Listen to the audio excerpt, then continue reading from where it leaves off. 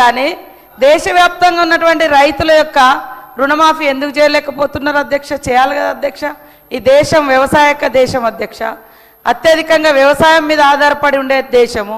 ఈ దేశానికి మీరు 10-12 సంవత్సరాలుగా ఏలుతున్నారు. మరి మీ ఉద్దేశంలో ఎట్లుంటుంది అధ్యక్ష? వాళ్ళ ఉద్దేశంలో సబ్సిడీస్ ఇస్తే సోమరిపోతులు అవుతారని మాట్లాడుతూ ఉంటారు. కాబట్టి ఈరోజు మీరు మాట్లాడే ముందు ఇక్కడికి ఈ రాష్ట్రానికి మీరు ఏమి ఇస్తున్నారు? కనీసం ఏమన్నా వేతనాలు పెంచిరా? ఈవెన్ మీరు ఒప్పుకున్న గవే 2014లో కాంగ్రెస్ పార్టీ దిగిపోయేటప్పుడు ఉన్నటువంటి వేతనాలనే దివ్యాంగులు కావచ్చు, విడోస్ కావచ్చు, అంగన్వాడీస్ కావచ్చు, గవే కంటిన్యూ అయినాయి. ఇక్కడ వచ్చిన రాష్ట్రాలు పెంచుకుంటూ వచ్చినాయి కానీ మీరు ఇవ్వలేదు. కొత్తగా రేషన్ కార్డుల కోసం, రైస్ కోసం కూడా మీరు కొత్తగా ఎలాంటివి ఇవ్వలేదు. కాకపోతే మా బొమ్మలు పెట్టాలని మాత్రం అంటూ ఉంటారు. ఇంకొకటి అధ్యక్ష, మాట్లాడితే మరి వడ్డీ లేని రుణాలు ఇవ్వట్లేదు అంటారు. చర్చకు మేము సిద్ధంగా ఉన్నాం. ఇప్పటి వరకు 57,000 కోట్ల రూపాయలు ఇచ్చినాం. దాంట్లో 1,300 కోట్లు వడ్డీ చెల్లించినాం. మిగతాయి చెల్లిస్తాం ఖచ్చితంగా. మీరు పెట్టినటువంటి మహిళా బడ్జెట్ సంబంధించి మహిళల రుణాల శాఖ వేరు, దట్ ఈస్ మన ఆర్డీ డిపార్ట్మెంట్ సార్. పంచాయతీ రాజ్లో మన సెల్ఫ్ హెల్ప్ గ్రూప్స్ ఉంటాయి. మహిళా శిశు సంక్షేమ శాఖ వేరే, మహిళా సంఘాలది పంచాయతీరాజ్ శాఖలో రూరల్ డెవలప్మెంట్. అది మన రూరల్ పావర్టీని ఎలిమినేట్ చేయడం కోసం జరుగుతున్నటువంటి సెర్ఫ్ సంస్థ ద్వారా జరుగుతుంది. కాబట్టి మీరు కొంచెం, మేము ఎక్కడ బడ్జెట్ తగ్గించలే, పెంచుకుంటూనే వచ్చినాం. కేంద్రం మాత్రం మాకేం సపోర్ట్ చేయట్లేదు. ఆ రకంగా మీరు సపోర్ట్ చేయించండి. 8 మంది ఇక్కడ మీరు అష్టదిగ్గజాలు ఉన్నాయి. అష్టదిగ్గజాలను ఆడ గెలిపించారు. 8 మందిని ఇక్కడ, 8 మందిని అక్కడ గెలిపించారు. మీరు తీసుకురండి. ఇన్కమ్ అంతా మా దగ్గర నుంచి మాత్రం ఫుల్గా ఫండ్స్ మరి పన్నులు తీసుకుంటా ఉంటారు. కేటాయింపుల కాడికి వచ్చే మా మీదనే రాళ్ళేస్తూ ఉంటారు. మీకు బాధ్యత లేదా? మీరు తీసుకురావద్దా? మేము 6 గ్యారంటీలు అమలు చేయట్లేదు. 6 గ్యారంటీలు ఇవ్వందే 0 బిల్లు కరెంటు బిల్లు ఇస్తున్నాం. అదేవిధంగా మరి ఇవాళ 4.5 లక్షల ఇల్లు ఇందిరమ్మ ఇల్లులు ఇచ్చినాం. అదేవిధంగా మహాలక్ష్మి ఇచ్చినాం, బస్ ఫ్రీ ఇచ్చినాం. ఇవన్నీ ఇవాళ బోనస్ ఇస్తున్నాం. అదేవిధంగా రైతు భరోసా కింద మరి డబ్బులు ఇవ్వడం జరుగుతుంది పెంచి. ఇవన్నీ ఇస్తూనే ఉన్నాం సార్. ఊకదంపుడు ఉపన్యాసం లెక్క ఇస్తలేరు. 1-2 ఉన్నాయి, ఇస్తాం తప్పకుండా. మీరు అక్కడ రాష్ట్రాలలో ఇవ్వకుండా ఎగ్గొట్టినట్టు కాదు.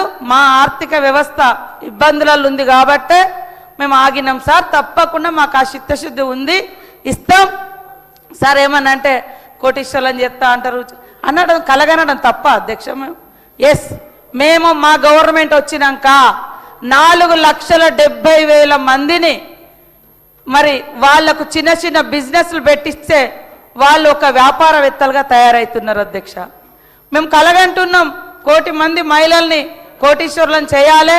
తద్వారా ప్రతి కుటుంబం సంతోషంగా ఉండాలంటే, ఇంట్లో ఇల్లాలు సంతోషంగా ఉండాలని మేము ప్రయత్నం చేస్తున్నాం, సంకల్పం పెట్టుకున్నాం అధ్యక్ష. దాన్ని ఎగతాళిగా 1 కోటి మంది అన్నారు. ఎక్కడ ఒక్కొక్క స్టెప్ వేస్తూ ఉన్నాం. గతంలో మొత్తం 10 ఏళ్లలో 1,15,000 కోట్లు ఇస్తే మేము ఇప్పుడు ఈ 2 సంవత్సరాలలోనే దాదాపుగా మరి మేము 57,000 కోట్లు ఇవ్వడం జరిగింది.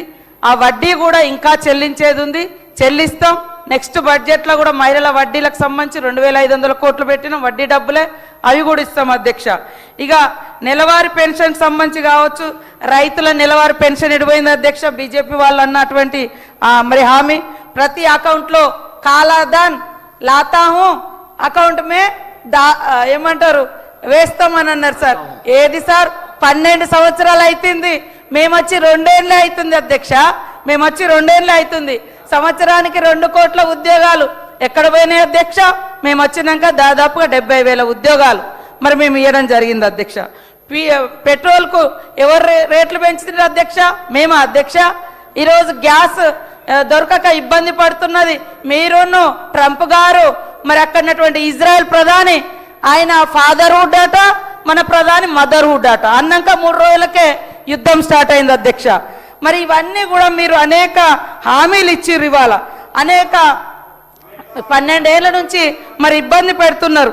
కాబట్టి ఇప్పటి వరకు కూడా అధ్యక్ష ఇప్పటి వరకు కూడా రాష్ట్రం ఏర్పడి 12 సంవత్సరాలు అవుతుంది, వాళ్ళు వచ్చి కూడా 12 సంవత్సరాలు అవుతుంది. కానీ విభజనలో పెట్టినటువంటి హామీలు ఎందుకు అమలు చేస్తలేరు అధ్యక్ష? ఎందుకు అడ్రస్ చేస్తలేరు అధ్యక్ష? కూర్చోబెట్టి పెద్దన్న అని మా సీఎం గారు ప్రత్యేకంగా మిమ్మల్ని బడే బాయ్ అని కూడా పొగడడం జరిగింది. ఎందుకు మీరు ఈ సమస్యలను పరిష్కరించడం లేదు అధ్యక్ష? ఈ ముడిపెట్టి ఎందుకు ఉంచుతారు అధ్యక్ష? మరి ఇవన్నీ కూడా మీరు మాట్లాడాలి కదా, మీకు కూడా ఇక్కడ బాధ్యత ఉంది కదా. కేంద్రంలో మీరు ఇక్కడ నుంచి ఈ రాష్ట్రం నుంచి 8 మంది ఎంపీలను గెలిపిస్తే మీరేం తెచ్చారో చెప్పండి. మేము 8 మంది ఎంపీలం గెలిచిరు మా తరఫున. ఏమనంటే హేట్ స్పీచెస్, హేట్ విభజన, కుల, మత, ఇవే ఇప్పుడు కూడా బడ్జెట్లో కూడా గదే మాట్లాడుతున్నాడు. పేదరి